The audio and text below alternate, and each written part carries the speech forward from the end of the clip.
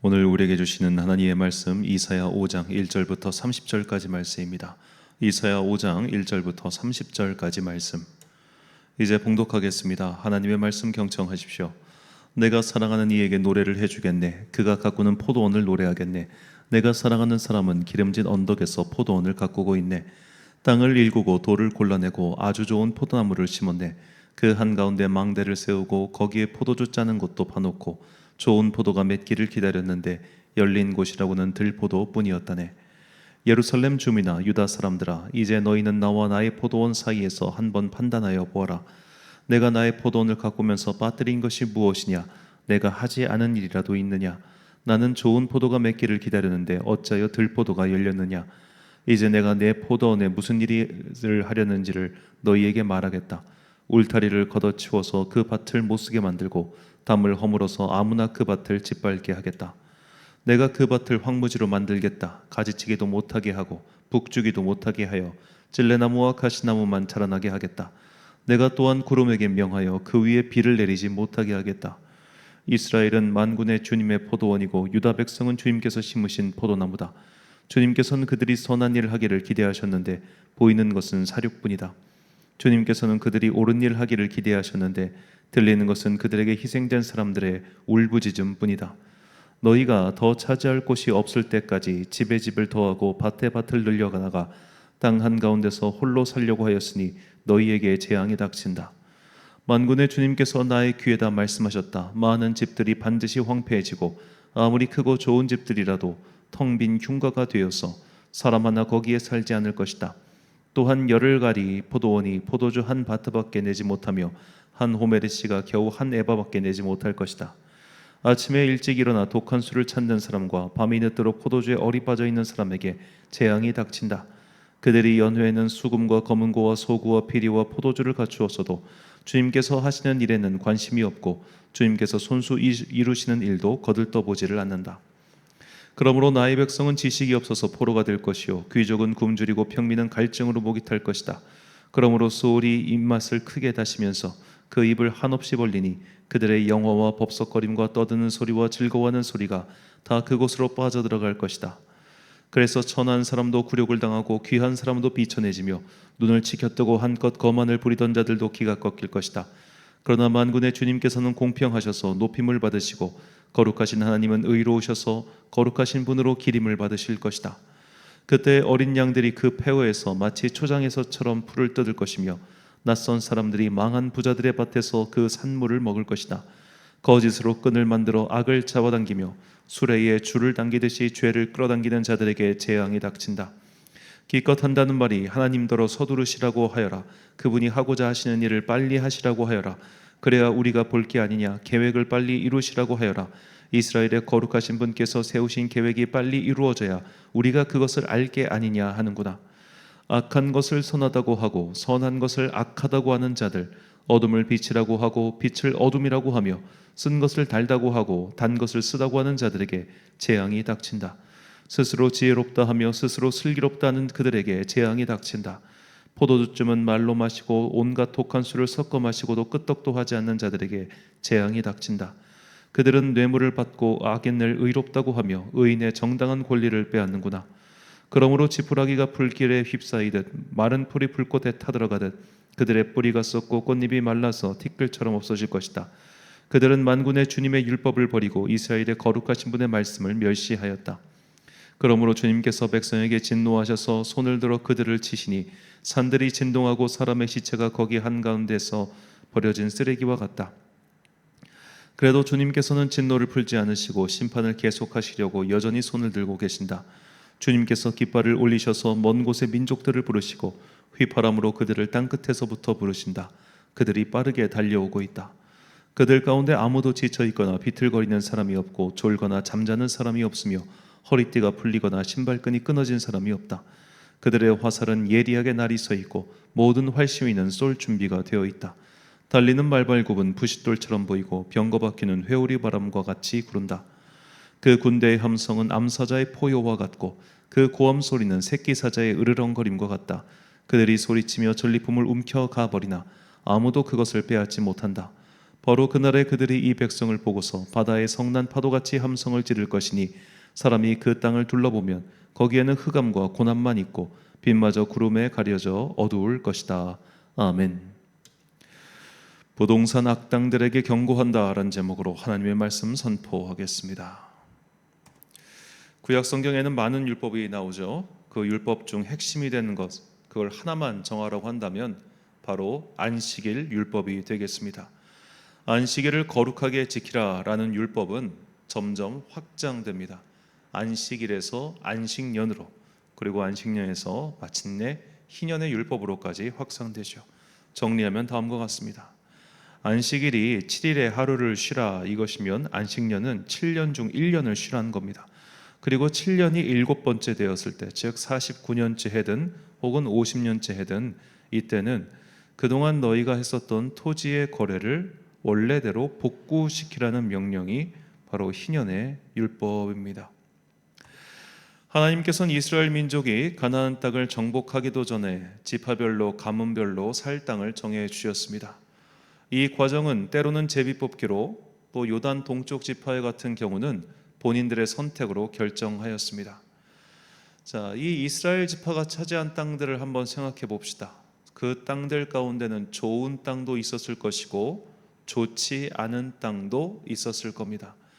예를 들어 에브라임 지파나 유다 지파의 땅 같은 경우는 산지가 많아서 경제성으로 볼 때 상대적으로 떨어지는 땅도 있었을 것이고, 해변의 땅 같은 경우는 항구를 발전시키든지 혹은 무역이 가능하기 때문에 더 이로운 것도 있었을 것이고, 또 북쪽으로 가면은 북쪽 단지파의 같은 경우는 헐몬산에서부터 내려오는 풍부한 수원이 있었기 때문에 농사를 짓기에 훨씬 더 유리했을 겁니다.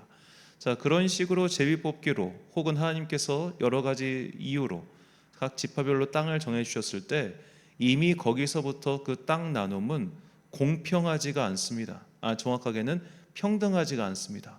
누군가는 더 좋은 땅, 누군가는 안 좋은 땅에서 살고 있기 때문이죠. 그러면 어떤 일이 벌어지느냐? 결국 경제적 격차가 벌어지게 됩니다. 누군가는 점점 더 부유해지게 될 것이고 누군가는 점점 더 상대적으로 가난해지게 되겠죠. 그렇다면 하나님께서는 왜 이렇게 불평등한 구조를 애당초 만드셨을까요? 그래서 그것을 보완하는 율법을 제정해 주신 겁니다. 너희의 소득의 일부를 항상 떼어서 너희보다 어려운 자들에게 나누어 주어라. 자, 우리가 하나님의 법을 공산주의라고 생각할 수가 없습니다. 왜냐하면 하나님께서는, 특히 성경은 우리 사회에서 일어나는 경제적 격차, 경제적 차등, 이것을 없애야 된다고 말하지 않습니다. 누군가는 노력하는 사람이 있습니다. 누군가는 더 부지런한 사람이 있습니다. 그자가 더 많은 소득을 취하는 것은 당연합니다. 그러나 이것 또한 그가 노력하는 재능, 그가 열심히 일할 수 있는 지혜, 이 모든 것들이 다 하나님께서 주신 것이기 때문에 너는 하나님께서 주신 그 법에 따라서 네가 가진 소득 중 일부를 떼어 너보다 더 어려운 자들에게 나누어 주어라. 이것이 일관된 하나님 나라의 법칙이에요. 그래서 쉬게 하신 겁니다. 그래서 쉬게. 자, 7일 중에 하루를 쉬면 그 하루의 쉼이 부유한 자에게 더 크겠습니까? 가난한 자에게 더 크겠습니까? 가난한 자에게 훨씬 더 큽니다. 부유한 자들은 얼마든지 쉴 수 있습니다. 그들은 365일 중에 365일을 쉬어도 문제가 되지 않습니다. 그러나 가난한 사람은 쉬면은, 더 정확하게는 사람들이 그를 쉬지 못하게 합니다. 그러니까 우리가 노동의 역사를 공부해 보면 불과 100년 전까지만 해도 어린아이들, 그 미성년자들에게 노동을 시키고 뭐 휴일도 없고 뭐 이런 인권이라고 하는 개념 자체가 없었잖아요. 우리가 지금과 같은 주 7일 근무, 주 5일 근무는 당연히 얼마 안 됐고 주 6일 하루를 쉬는 것도 이게 정착된 게 불과 얼마 되지 않습니다. 우리는 정말 야만의 시대를 통과해서 지금 문명 사회를 살고 있는 거죠. 역사를 우리가 조금만 돌아보면 누구나 다 알 수 있는 부분입니다. 그렇기 때문에 하나님께서는 가난한 사람들, 어려운 자들을 위해서 쉬라고 명령하신 거예요. 그래서 우리가 안식일 율법을 보면은 사람만 쉬는 게 아니죠. 짐승까지 다 쉬어라. 너희가 노동을 할 수 있는 모든 것들을 다 멈추어라라고 하는 겁니다. 그 멈춤의 지시는 부유한 사람들보다는 가난한 사람들에게 마치 달콤한 휴식의 시간이었겠죠. 하나님께서는 이처럼 부유한 자가 가난한 자를 도우라고 명령하셨고, 그 명령 중에 최고로 어려운 율법이 바로 희년의 법입니다. 경제적 소득 격차가 생기면서 결국 삶이 어려워진 사람들은 자기 땅을 팔아서라도 연명해야 하는 그런 상황에 처하게 됐을 겁니다. 누군가는 소작농이 되었을 것이고 누군가는 반대로 대지주가 되었을 겁니다. 그런데 하나님께서는 강제적으로 50년마다 땅의 거래를 원소유주에게 돌려주라고 하신 겁니다. 원소유주라 하면 하나님께서 최초에 명령하셨던 지파별로 할당된 땅, 그리고 그 안에서 가문별로 할당된 땅, 그 땅으로 다시 원상복구 시켜놔라 이겁니다. 자, 그들이 불법 거래를 했기 때문에 너희들의 불법 거래가 무효다 이게 아닙니다. 경제적으로 합법적으로 거래가 완료되었습니다. 그럼에도 불구하고 너희는 그거를 원래대로 돌려주라는 겁니다. 이 얼마나 폭거 같은 상황입니까? 예를 들어 우리가 50년 전에 땅 거래를 했어요. 그래서 그 땅을 이제 제가 됐어요. 그럼 그 땅을 판 사람은 돈 받았잖아요. 근데 50년 후에 그 사람이 돌려주래요. 무상으로. 이거 폭거 아닙니까? 깡패죠. 이렇게 얘기하면은. 그러니까 자유 경제 시장 체제에선 이것은 용납할 수 없는 법입니다. 그런데 하나님께서는 이걸 하라고 하십니다. 왜? 너 50년 동안 돈 벌었잖아. 너는 그리고 그거 떼어준다고 해서 너에게는 다른 자산들이 많잖아. 그러니까 네가 가진 거 그냥 떼어줘. 그래야 그 사람도 살 거 아니냐. 이것이 희년법이에요. 그리고 이 희년의 법의 바탕이 되는 것이 바로 레위기 말씀입니다. 레위기 25장 23절 말씀. 토지를 영구히 팔지 말 것은 토지는 다 내 것임이니라. 너희는 거류민이요 동거하는 자로서 나와 함께 있느니라. 아멘. 자, 이 말씀을 근거로 국토의 소유권을 전부 국가에게 돌리고 각자가 살고 있는 그 토지에 대한 세금을 물게 하자라는 정책을 주장한 사람이 있는데, 미국의 경제학자인 헨리 조지입니다. 이 헨리 조지의 어떤 이 경제관을 따르는 사람들 조지스트라고 하고, 우리나라에서는 이 유명한 조지스트가 대천덕 신부님이죠. 이분은 성공의 사제님입니다. 자, 이 헨리 조지 같은 이 조지스트 학파가 가장 대표적으로 드는 예가, 좋은 예가 바로 싱가포르입니다. 도시국가라는 특성이 있긴 하지만 여하튼 국가가 모든 부동산을 관리를 하죠. 그러니까 누구나 다 자기 소유의 부동산, 즉 자기 소유의 집을 가질 수 있도록 제도가 되어 있는 나라가 바로 싱가포르라고 하더군요. 그러니까 이게 어떤 국가가 모든 토지를 가지고 있으면은 계획 경제가 가능하고, 그래가지고 급격한 집값 상승이라든지 이런 식으로 부동산 가격이 요동치는 일들을 막을 수 있기 때문에 결과적으로 안정적인 경제 관리뿐만 아니라 모든 공동체가 어느 정도 균일한 삶을, 어느 정도 누구는 바닥을 살고 누구는 슬럼가에 살고 누구는 완전 삐까 번쩍한 그런 아방궁에 살고, 이 정도 소득 격차가 아니라 적어도 이렇게 슬럼가에 사는 이런 사람의 삶을 그냥 주택가 정도로는 좀 높여놓을 수 있다 이 말이죠. 이렇게 헨리 조지의 뜻을 따른다기보다는 그의 경제관을 따르는 이런 조지스트들, 이 조지스트들은 대부분이 다 크리스천입니다. 왜냐하면 이 헨리 조지의 이 사상 자체가 이 희년법을 근거로 하고 있기 때문이에요. 그래서 이런 조지스트들이 계속해서 이 국가가 토지를 다 일괄 관리를 하고 그럼으로써 부동산 가격을 통제해야 된다는 그런 주장을 펼치는데, 이게 어디서 수용이 되겠어요? 도시국가 같은 작은 단위에서나 모를까, 하다못해 우리나라에서 이게 수용이 되겠습니까? 하지만 대천덕 신부님은 한국에 들어올 때부터 이 이야기를 줄기차게, 정확히는 김영삼 정부 때부터 제가 알고 있는데, 그러니까 문민정부 들어오고 나서부터 계속 이거를 어떻게 보면 청원을 넣었습니다. 정부에게. 이렇게 하지 않으면 한국은 결국에는 누군가는 부동산으로 이렇게 부자가 되고 누군가는 그 상대적으로 가난해하면서 이 사회가 망가지게 될 것이다라는 것을 계속해서 경고하면서, 이거를 국가가 이제 어떻게 보면 국가채를 발행해 가지고 토지를 일괄 매입한 다음에 이거를 해야 된다고, 안 하면 이 나라가 힘들다고, 이거를 1990년대부터 이야기를 한 사람입니다. 자, 그리고 이런 대천덕 신부님 밑에서 이 조지스트의 경제관을 배우고 하나님 나라의 신학에 있어서 이 희년 제도야말로 이 땅에 하나님 나라를 이루는 가장 근본적인 제도라는 것을 깨달은 사람들이 이것을 현실의 세계에서 옮기기 위해서 여러 정치인들과 접선을 하고 다녔어요. 왜냐하면 자기들의 이것을 실현하기 위해서는 여하튼 정치인의 도움이 필요하니까.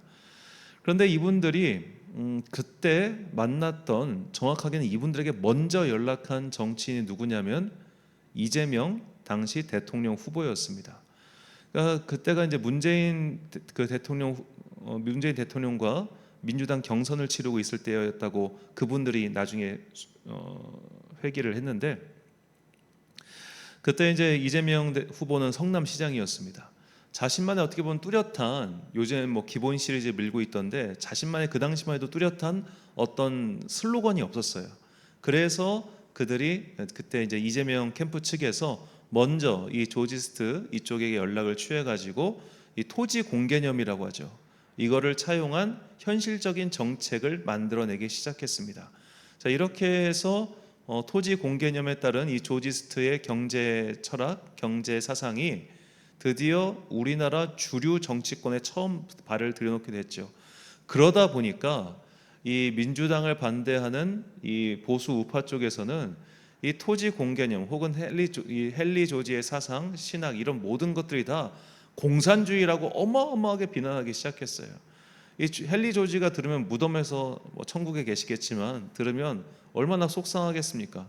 이 사람은 실제로 공산주의를 싫어했는데, 그리고 그 사람은 무엇보다 이 희년의 율법에 따라서 그리스도인으로서 이 율법을 현실 세계에서 적용하기 위해서 고민 끝에 만들어낸 결과물인데, 토지 공개념은 헨리 조지의 오리지널이 아니라 이 레위기에 나온 율법 개념이거든요. 그런데도 불구하고 같은 그리스도인들에게 막 비난을 받았으니까 얼마나 속상하겠어요. 그래서 우리나라의 조지스트 그때 경제 교수님께서 책을 쓰셨는데 그 책 후기에 보니까 그런 말이 나옵니다. 정치인들에게 이런 거를 의존해서 하는 생각을 이제 우린 다 포기했다고.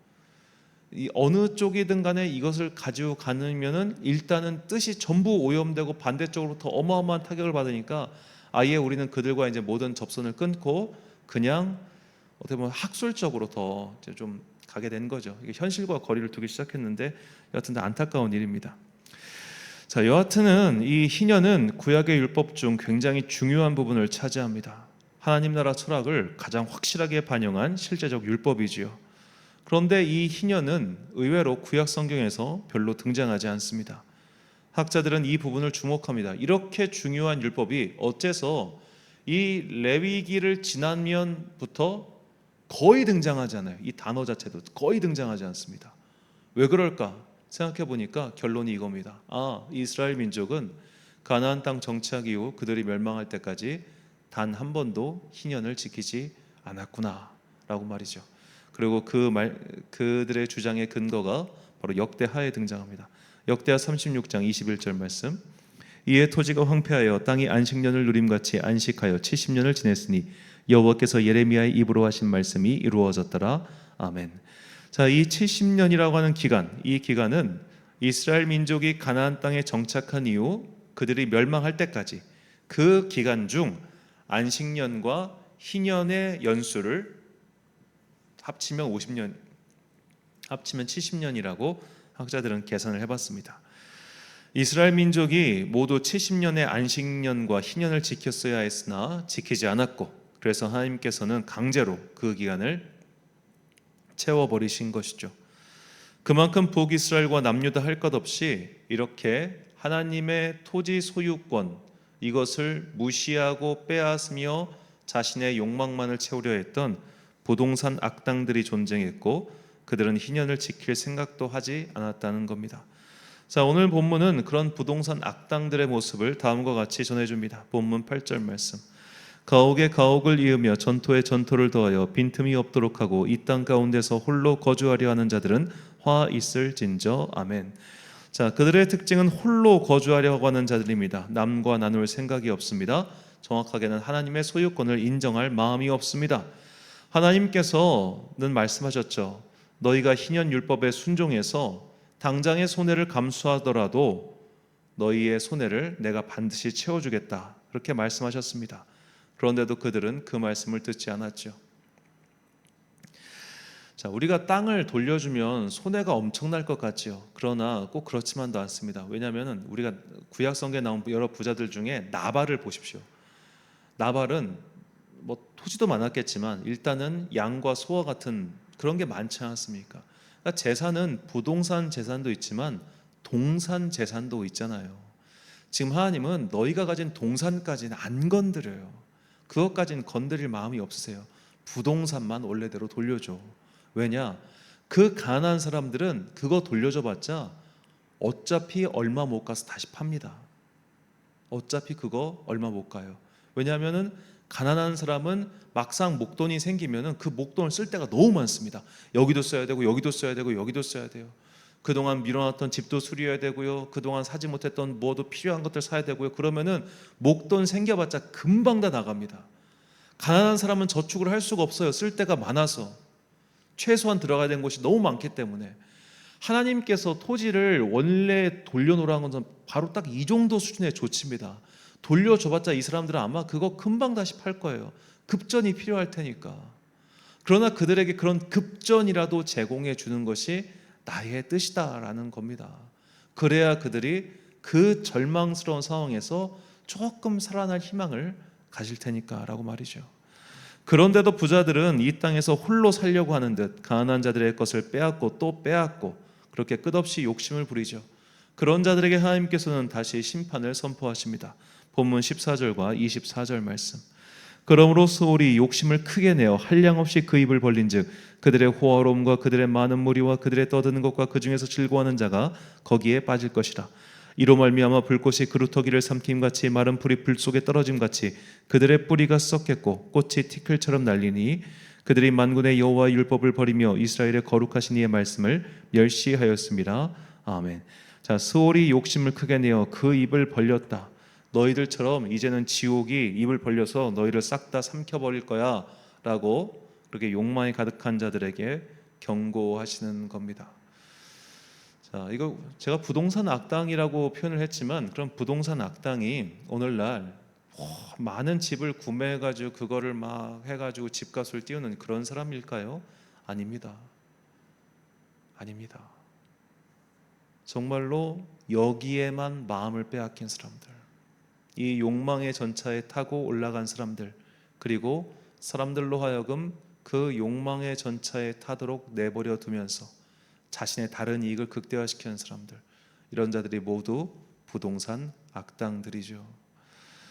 자, 우리나라의 지금 설교가 너무 지금 길어졌는데 짧게 요약을 다들 아실 겁니다. 우리나라 부동산 현실태가 뭐가 문제인지 다 아실 겁니다. 수도권 집중화 현상이죠. 그런데 최근에 서울시에서 이제 정확히는 정부에서 서울 주변에 그린벨트를 해제하겠다는 발표를 또 하죠. 자, 수도권 집값 상승이 문제입니다. 수도권 집값을 떨어뜨리기 위해서 공급을 확대해야 되면 그들이 값이 떨어집니까? 여태까지 그렇게 했지만 안 떨어졌잖아요. 집중화 현상만 더욱더 몰리게 만들었잖아요. 우리나라 인구의 절반이 수도권에 몰려 살고 있지 않습니까? 이렇게 어느 나라든 간에 출산율이 떨어지는 나라들 보면 태국 같은 경우가 대표적인데, 한 도시에 인구가 몰리면, 그리고 그 도시에만 시스템이 집중되어 있으면 결국 도시 안에 계층이 심해지고 그 안에 슬럼이 생겨나고 젊은이들은 삶이 팍팍해지면서 더 이상 자녀를 낳지 않게 되는 겁니다. 공통적인 현상입니다. 그래서 외국의 한 경제학자가 우리나라 사회를 가리켜서 이런 진단을 해요. 최근에 지금 한국의 젊은이들이 왜 자녀를 낳지 않는가? 자신의 팍팍한 삶을 물려주고 싶지 않아서라는 거예요. 실제로 부유한 사람들일수록 결혼도 일찍 하고 자녀도 많이 낳습니다. 왜냐하면 그 삶을 물려줄 수 있는 가능성이 있으니까요. 그러나 팍팍한 사람들 그렇게 못해요. 그러니까 저는 참 답답한 게, 그냥 요즘 젊은 사람들에게 자녀 많이 낳아 이기적으로 살지 말고, 그게 아니에요. 팍팍해서 그래요. 그리고 팍팍해지는 데는 정말 이 부동산이 제대로 한 몫을 합니다. 그렇다면 왜 정부에서 이것을 통제하지 않을까요? 수도권의 25%가 산다고 했잖아요. 거기에 표가 중요하기 때문입니다. 수도권 사람들이 정작 집값 떨어지는 걸 좋아할까요? 절대 그렇지 않습니다. 집값이 떨어진다고 하는 게 결국 나의 자산이 하락한다는 이야기 아닙니까?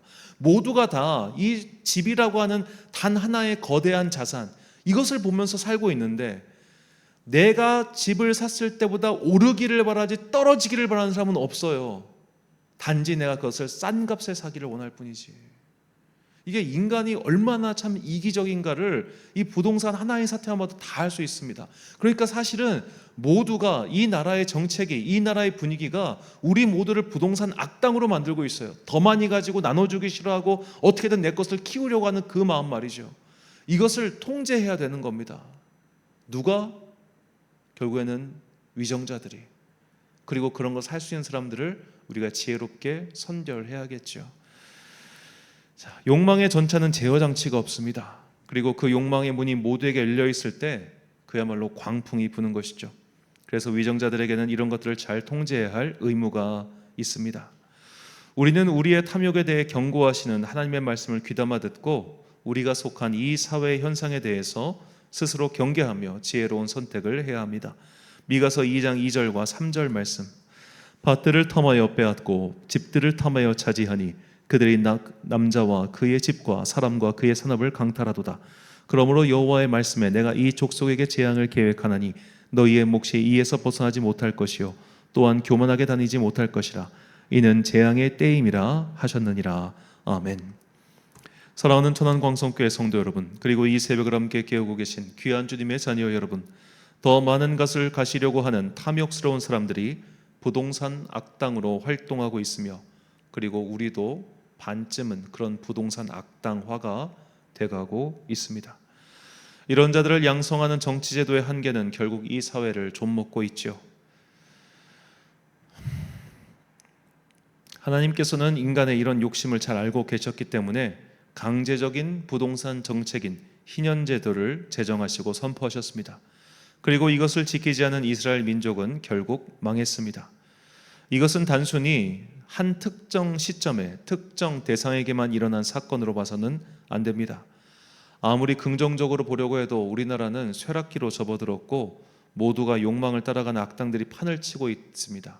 이대로 놔두면 모두 다 죽습니다. 모두가 모두를 향한 악당들이 되어버린 이 세상에서 희년의 통치가 회복되기를 정말 함께 간절히 기도하는 그런 여러분과 제가 되시길 예수님의 이름으로 축원합니다. 기도하겠습니다. 사랑과 은혜가 충만하신 아버지 하나님, 하나님께서는 인간을 아시고 그래서 인간의 욕심을 통제하지 않으면 결국 모두가 망할 것이기 때문에 그래서 희년제도를 제정해 주셨습니다. 함께 살아야 다 같이 살 수 있다는 것을 깨닫게 해주시니 감사합니다. 나 혼자 살려고 하면 결국 모두가 죽는다는 것도 이제 우리가 온몸으로 실감하고 있습니다. 이제는 우리에게 지혜를 주셔서 바른 위정자를 판별할 수 있도록 모두의 마음을 움직여 주시고, 그리하여 선한 지도자가 나와서 이 욕망의 전차에 올라타고 있는 대한민국을 바른 길로 선회하도록 주님 그들을 도와주옵소서. 한 주간의 중간 수요일 함께 모여서 예배를 드릴 때 우리 안에 주님께 주시는 지혜와 기쁨이 가득 임하기를 간절히 소망하오며 이 모든 말씀 우리 구주 예수 그리스도의 이름으로 기도드립니다. 아멘. 오늘의 기도 제목입니다. 우리 사회는 어떤 욕망의 전차를 타고 있습니까? 그리고 나는 그 열차와 얼마나 거리를 두고 있습니까? 욕망의 몽둥이를 휘두르는 악당들의 세상에서 나는 하나님의 편인지 아니면 악당들 중에 하나인지 말씀의 거울 앞에서 자신의 영혼을 진단하십시오. 오늘 주신 기도의 제목 가지고 기도와 묵상에 힘쓰는 하루 되시길 바랍니다. 기도하겠습니다.